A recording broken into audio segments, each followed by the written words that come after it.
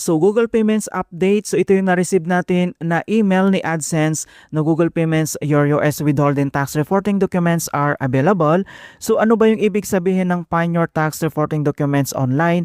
Ang ibig sabihin niyan, in short, hindi tayo nire-request na mag-fill out ng bagong form or pag-make changes ni Google AdSense sa tax form.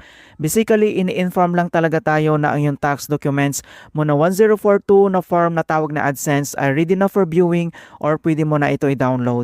So since nagtatax tayo sa US revenue, ibig sabihin, binibigyan tayo ng certifications paper documents katibayan na nagbayad ka ng US tax revenue.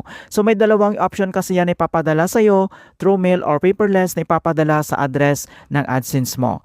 Ano ba yung purpose? Bakit kailangan tayo sinan ng katibayan ni AdSense about tax document or proof na nagtax tayo? Yun po ay para maiwasan ang double taxations. Bakit? Kasi required sa lahat ng kumikita online na i-declare sa BIR ang kinikita online sa kanila para sa mga influencer na gustong mag-file ng tax return sa BIR. Now, paano naman sa mga malilit ang sahod o kumikita ng minimum threshold sa AdSense?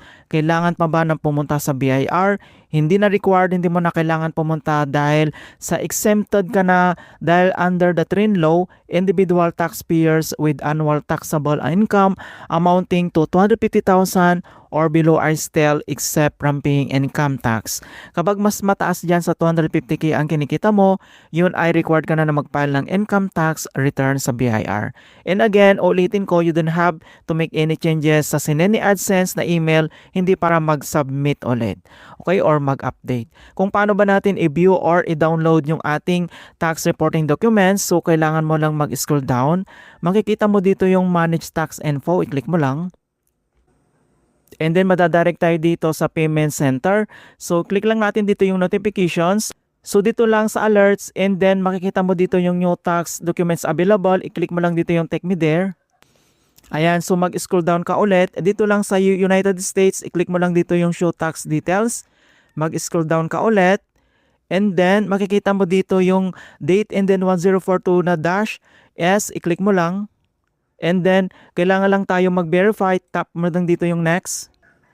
And then, mag-verify lang tayo. Enter mo lang dito yung password mo. Ayan. And then, ulit, kapag naka-verify ka na, itap mo ulit dito yung date and then 1042 dash. Ayan. So, makikita mo na dito yung Google 1042-S na documents natin online. So, pwede mo na itong i-download. You can download PDF here. Click mo lang dito yung tatlong dot and then pwede mo na itong i-download. Yan. Click mo lang siya and then pwede mo na itong i-download.